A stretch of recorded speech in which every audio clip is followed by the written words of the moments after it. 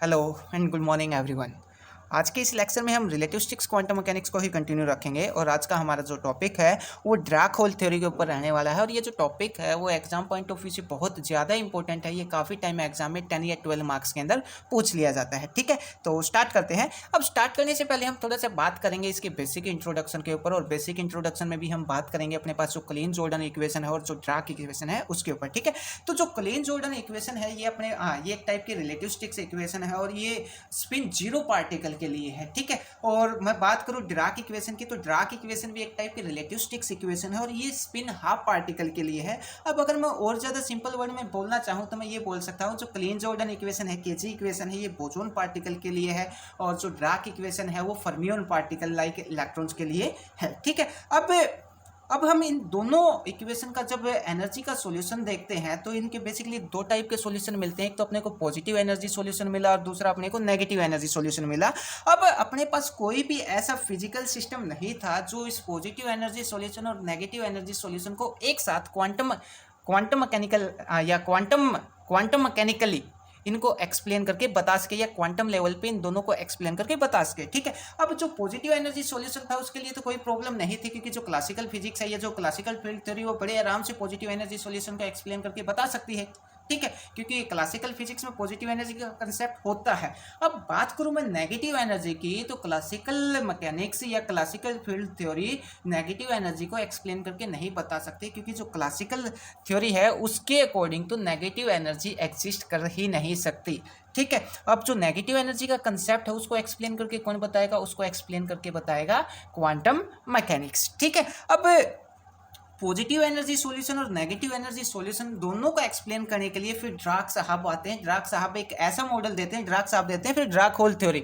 ठीक है, और डार्क होल थ्योरी फिर एक्सप्लेन करके बताती है कि अपने पास पॉजिटिव एनर्जी सॉल्यूशन कैसे होगा, नेगेटिव एनर्जी सॉल्यूशन किस टाइप से होगा। ठीक है, ये तो था इसका बेसिक इंट्रोडक्शन। अब बात करते हैं ये जो डार्क होल थ्योरी है ये अपने को क्या बताती है। तो according to dark hole theory ने नेचर के अंदर एक और फंडामेंटल सिमेट्री के बारे में बताया। डार्क होल थ्योरी अपने को कहती है अगर नेचर के अंदर कोई भी पार्टिकल, मटेरियल पार्टिकल एग्जिस्ट करता है तो उसके कोरस्पोंडिंग उसका एंटी पार्टिकल भी अपने को मिलेगा। ठीक है, या फिर इसका अपोजिट भी बोल सकता हूं, अगर अपने को कोई एंटी पार्टिकल मिलता है तो उस एंटी पार्टिकल के कोरस्पोंडिंग उसका पार्टिकल भी अपने को मिलेगा। ठीक है, ये बताती है अपने को डार्क होल थ्योरी। अब हम बात करेंगे उस फिजिकल मॉडल के ऊपर जो पॉजिटिव एनर्जी सॉल्यूशन और नेगेटिव एनर्जी सॉल्यूशन को एक्सप्लेन करके बताता है। ठीक है, तो सबसे पहले हम बात करेंगे जब कोई पार्टिकल लाइट की स्पीड से अप्रोच करता है या रिलेटिविस्टिक्स पार्टिकल जब होता है तो उस पार्टिकल की एनर्जी क्या होती है? पार्टिकल की एनर्जी होती है अपने पास under P square C square plus M not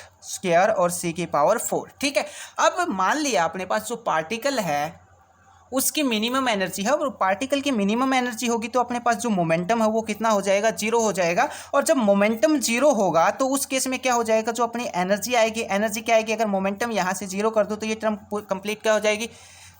neglect हो जाएगी। तो ये आ जाएगा अपने पास एम नॉट सी का स्क्वायर और प्लस माइनस। ठीक है, तो ये अपने पास दो टाइप के, एक तो पॉजिटिव एनर्जी सॉल्यूशन मिलता है अपने को। पहला पॉजिटिव एनर्जी सॉल्यूशन क्या है? एम नॉट सी स्क्वायर, और जो नेगेटिव एनर्जी सॉल्यूशन है वो क्या है? Minus M naught C square. ठीक है, अब डार्क साहब ने किस टाइप से इसको एक्सप्लेन करके बताया, तो इसके लिए मैं एक थोड़ा सा आपको हिट दे देता हूं। जैसे हम वैलेंस बैंड और कंडक्शन बैंड के बारे में पढ़ते थे, जो लोअर बैंड होता था उसको हम वैलेंस बैंड बोलते थे जिसकी एनर्जी कम होती थी। एक होता था अपने पास कंडक्शन बैंड, जो अपर बैंड होता था उसको हम कंडक्शन बैंड बोलते थे और उसकी एनर्जी ज़्यादा होती थी। अब लोअर बैंड से कोई इलेक्ट्रॉन नीचे से ऊपर जाता था, जैसे अपने पास ऐसे होता था, ये अपने पास कंडक्शन बैंड है और ये अपने पास क्या है? वैलेंस बैंड है। ठीक है, और वैलेंस बैंड में मान लिया अपने पास कोई इलेक्ट्रॉन, हर इस इलेक्ट्रॉन की इच्छा है कि मैं कंडक्शन बैंड में थोड़ी देर के लिए घूम के आऊं, तो क्या होगा? इस इलेक्ट्रॉन को ये जो बैंड गैप है, इस बैंड गैप से के बराबर या इससे ज़्यादा एनर्जी चाहिए होती थी वैलेंस बैंड से कंडक्शन बैंड में जाने के लिए। ठीक है, बिल्कुल ऐसा ही हम यहाँ पे लेके चलेंगे। ठीक, तो सबसे पहले हम यहाँ पे दो एनर्जी लेवल लेके चलेंगे, पहला पॉजिटिव एनर्जी लेवल्स और दूसरा नेगेटिव एनर्जी लेवल्स। तो ये मैंने मान लिया अपने पास क्या है? पॉजिटिव एनर्जी लेवल्स, और ये हमने मान लिया अपने पास है नेगेटिव एनर्जी लेवल्स। ठीक है, और नेगेटिव यहाँ पे लिख देता हूँ negative energy levels, energy level. ठीक है, और ये है अपने पास पॉजिटिव एनर्जी लेवल। ठीक है, और ये पॉजिटिव एनर्जी लेवल्स की एनर्जी क्या है? M naught C square. ठीक है, और नेगेटिव की क्या है? Minus M naught C square. और ये जो ठीक इसके बीच में ये वाला जो लेवल होगा इसको हम क्या बोलेंगे, ये अपने पास ग्राउंड स्टेट एनर्जी लेवल है, मतलब इस लेवल की जो एनर्जी है वो कितना है यहाँ पे 0।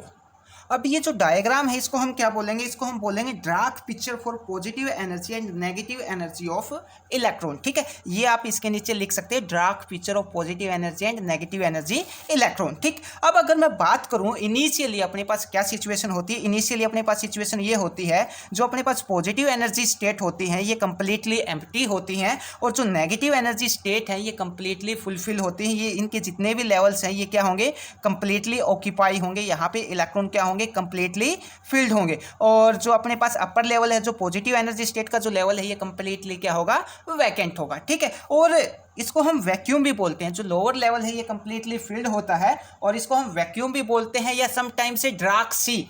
ठीक है, तो हम इसको डार्क सी भी बोलते हैं। अब हमने मान लिया अपने पास यहाँ पे जो नेगेटिव एनर्जी सॉल्यूशन है यहाँ पे इलेक्ट्रॉन है, तो यहाँ पे ये जो इलेक्ट्रॉन है वो पार्टिकल के जैसे बिहेव नहीं करेगा इस इलेक्ट्रॉन के ऊपर या इस पार्टिकल के ऊपर।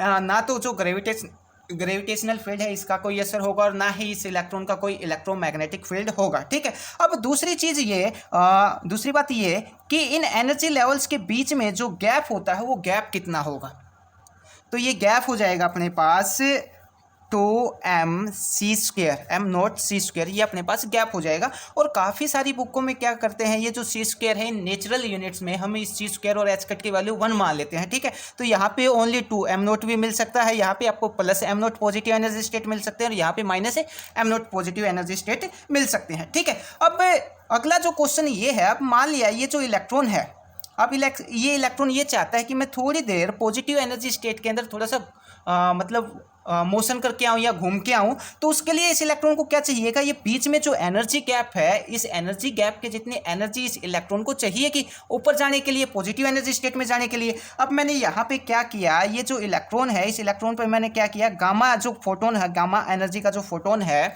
इसको फोल्ड कर दिया इस इलेक्ट्रॉन पे। अब ये जो गामा फोटोन हमने इसके ऊपर एक सेकेंड, ये जो गामा फोटोन हमने इस इलेक्ट्रॉन के ऊपर फॉल किया है, इस गामा फोटोन की एनर्जी मिनिमम कितना होनी चाहिए, तो इस गामा फोटोन की एनर्जी जो बीच में बैंड गैप है या जो एनर्जी का जो गैप है पॉजिटिव एनर्जी स्टेट से नेगेटिव एनर्जी स्टेट, या तो ये इसके बराबर होना चाहिए या फिर इससे ज़्यादा होनी चाहिए। तो जो ई गामा है, ई गामा बोले तो गामा जो फोटोन हमने डाला है उसकी जो एनर्जी है वो ग्रेटर देन होनी चाहिए किसे, 2m0c² से, 2m0c² से। ठीक है, अब अगर ये एनर्जी गामा की एनर्जी ज़्यादा होगी तो क्या होगा, जैसे ही ये इलेक्ट्रॉन इसको एब्जॉर्ब करेगा तो एब्जॉर्ब करते ही कहाँ जाएगा, हायर एनर्जी स्टेट या पॉजिटिव एनर्जी स्टेट के अंदर जाएगा। अब इलेक्ट्रॉन यहाँ पे है, अब इलेक्ट्रॉन यहाँ पे है किसमें, पॉजिटिव एनर्जी स्टेट में, तो ये इलेक्ट्रॉन पार्टिकल के जैसे भी बिहेव करेगा और इस इलेक्ट्रॉन का इलेक्ट्रोमैग्नेटिक फील्ड भी होगा, क्योंकि जब कोई चार्ज पार्टिकल मोशन के अंदर होता है तो वो इलेक्ट्रिक फील्ड भी प्रोड्यूस करता है और वो मैग्नेटिक फील्ड भी प्रोड्यूस करता है। ठीक है, अब जैसे ही इलेक्ट्रॉन नीचे से ऊपर जाएगा तो हम यहाँ पे नीचे क्या क्रिएट हो जाएगा, एक होल क्रिएट हो जाएगा, एक वैकेंसी क्रिएट हो जाएगी। ऐसा आपने सेमीकंडक्टर जो फिजिक्स है उसके अंदर पढ़ा होगा, बिल्कुल सिमिलर यहाँ पे भी वैसा ही होगा। अब ये जो होल क्रिएट हुआ है इस होल पे क्या होगा, जितना इलेक्ट्रॉन पे नेगेटिव चार्ज है उतना ही इस होल पे पॉजिटिव चार्ज है और इस होल को हम यहाँ पे बोलेंगे पॉजिट्रॉन। ठीक है, आई बात समझ में। अब अगली चीज ये है कि यहाँ पे जो डार्क होल थ्योरी है इसके अंदर एक तो एनहेलिनेशन का फिनोमिना भी यहाँ पे होगा, ठीक है, और दूसरा पेयर प्रोडक्शन का फिनोमिना भी यहाँ पे टेक प्लेस करेगा। अब पेयर प्रोडक्शन में क्या है कि बाहर से हमने क्या किया, गामा रे फोटोन हमने डाला और जैसे ही मैं गामा रे फोटोन यहाँ पे डालता हूँ तो एक तो अपने पास यहाँ पे इलेक्ट्रॉन क्रिएट हो जाता है और दूसरा यहाँ पे पॉजिट्रॉन क्रिएट हो जाता है और इसी प्रोसेस को हम क्या बोलते हैं, पेयर प्रोडक्शन बोलते हैं। ठीक है, अब दूसरा ये यहाँ पे एनहेलिनेशन का प्रोसेस कैसे होगा, अब ये इलेक्ट्रॉन क्या रहेगा, थोड़ी देर तो हायर एनर्जी स्टेट में रहेगा, उसके बाद क्या करेगा, डाउन स्टेट में आएगा। अब जब डाउन स्टेट में आएगा तो ये जो इलेक्ट्रॉन और पॉजिट्रॉन है वो क्या करेंगे, एक दूसरे के साथ कंबाइन करेंगे और कंबाइन करेंगे तो डिस्ट्रॉय हो जाएंगे और डिस्ट्रॉय होंगे तो यहाँ से क्या निकलेगा, एक गामा एनर्जी का फोटोन निकलेगा। तो यहाँ पे एनहेलिनेशन की प्रोसेस भी टेक प्लेस करेगी।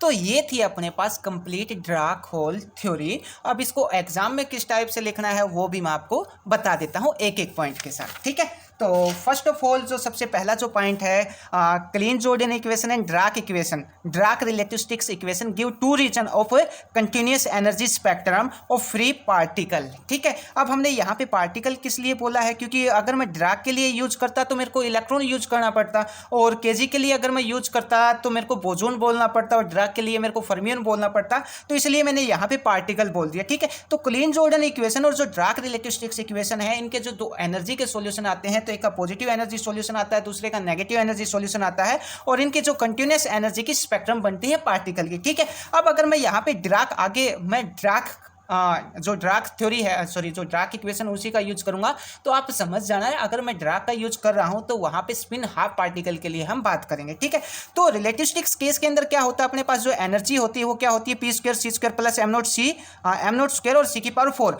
अब अगर अपने पास पार्टिकल की एनर्जी मिनिमम होगी, पार्टिकल की एनर्जी मिनिमम होगी, तो जो अपने पास मोमेंटम है वो कितना हो जाएगा, 0 हो जाएगा, और जब मोमेंटम 0 होगा तो उस केस में अपने पास जो एनर्जी है वो क्या आ जाएगी, प्लस माइनस एम नोट सी का स्क्वायर, ये वाली एनर्जी अपने पास आ जाएगी। ठीक है, अब जो ड्राक पिक्चर है पॉजिटिव एनर्जी स्टेट और नेगेटिव एनर्जी के लिए, या फिर एनर्जी स्पेक्ट्रम है किसके लिए, ड्राक पार्टिकल के लिए, ड्राक इलेक्ट्रॉन के लिए, वो हमने यहाँ पे बता रखा। ऊपर अपने पास पॉजिटिव एनर्जी स्टेट है बीच, और नीचे अपने पास नेगेटिव एनर्जी स्टेट है, और ये जो बीच वाला जो लेवल है ये क्या है, जीरो एनर्जी स्टेट। ठीक है, ग्राउंड लेवल भी बोल सकते हैं। दोनों के बीच का पॉजिटिव एनर्जी स्टेट और नेगेटिव एनर्जी स्टेट का बीच का जो गैप होगा वो कितना होगा, 2m नॉट सी स्क्वायर होगा। पॉजिटिव एनर्जी स्टेट क्या होगी, पॉजिटिव एनर्जी स्टेट की जो एनर्जी होगी वो m नॉट सी स्क्वायर होगी, और ये minus m naught C square होगी। ये हमने ऑलरेडी आपको बता दिया है। ठीक है, उसके बाद नेक्स्ट पॉइंट के ऊपर चलते हैं। The energy difference between positive energy state and is separated by a gap, और वो गैप कितना है, 2m नॉट सी स्क्वायर के आसपास अपना गैप है।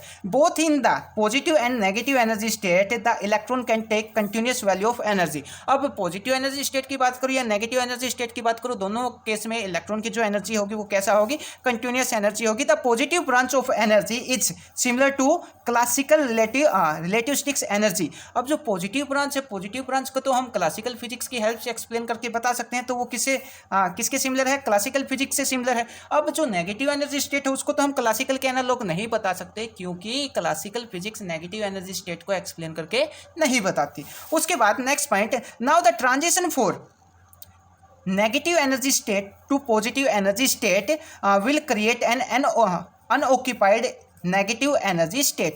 अब क्या होगा, यहाँ पे अपने पास ये जो नेगेटिव एनर्जी स्टेट है, यहाँ से नेगेटिव एनर्जी स्टेट से ट्रांजिशन होगी, कहाँ तक है, पॉजिटिव एनर्जी स्टेट से ट्रांजिशन होगी। अब अगर मैं बात करूँ फिजिकली, अब ये अपने जो पॉजिटिव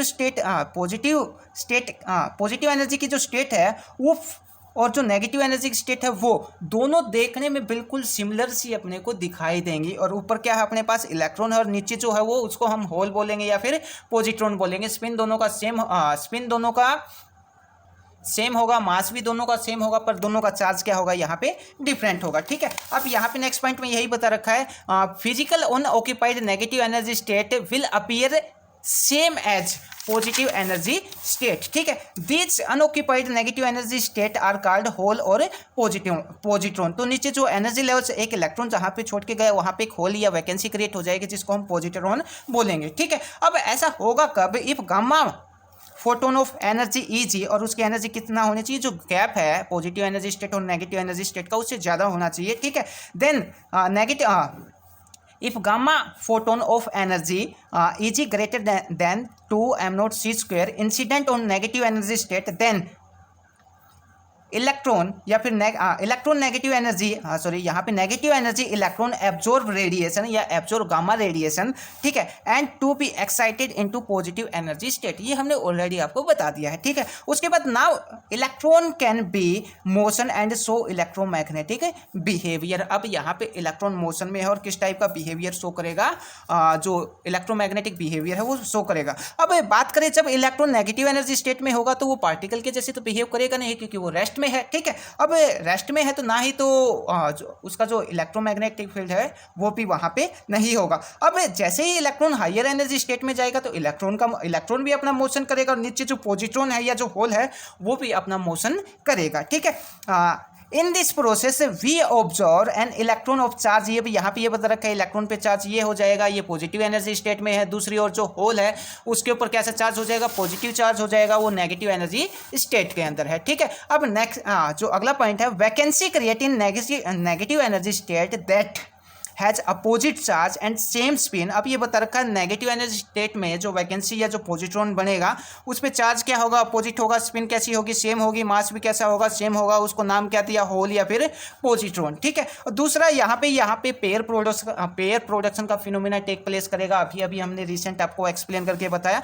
उसके बाद electron jump in the negative energy state. अब मान लिया इलेक्ट्रॉन पॉजिटिव एनर्जी स्टेट से वापस कहाँ पे जाएगा, नेगेटिव एनर्जी स्टेट में जाएगा, तो फिर से गामा रे फोटोन का इमिशन करेगा और इलेक्ट्रॉन पॉजिट्रॉन क्या होंगे, फिर से कंबाइन हो जाएंगे, तो वो क्या, उस प्रोसेस को हम क्या बोलेंगे, एनिहिलेशन बोलेंगे। ठीक है, तो electron jump in negative energy Dirac sea with emission of radiation leads to electron positron annihilation. ठीक है, उसके बाद positron predict by the theory has been experimentally observe, और ये जो पॉजिट्रॉन है इसको एक्सपेरिमेंटली ऑब्जर्व किया गया है। ठीक है, उसके बाद जो लास्ट लाइन है, this theory give the existence of antiparticle as well as a particle. अब ये जो डार्क होल थ्योरी है इसका कंक्लूजन क्या है, वो ये बताती है अपने पास, अगर नेचर के अंदर कोई मटेरियल पार्टिकल एग्जिस्ट करता है तो उस पार्टिकल के कोरस्पॉन्डिंग एक एंटी पार्टिकल जरूर होगा, चाहे वो क्वार्क हो, क्वार्क है तो एंटी क्वार्क होगा, इलेक्ट्रॉन है तो पॉजिट्रॉन होगा, या फिर और कोई पार्टिकल है तो उसका कोई और एंटी पार्टिकल जरूर होगा। ठीक है, अब एंटी पार्टिकल है तो उस एंटी पार्टिकल का पार्टिकल भी मिलेगा। ये सब ड्राक साहब ने बहुत अच्छे से एक्सप्लेन करके बताया। अब आई होप आपको ये थ्योरी समझ आई हो, अगर समझ ना आई हो तो आप मैसेज करके या कमेंट करके पूछ सकते हो, बाकी ऐसा मेरे को लगता नहीं है कि आपको ये थ्योरी समझ नहीं आई होगी। ठीक है, थैंक यू।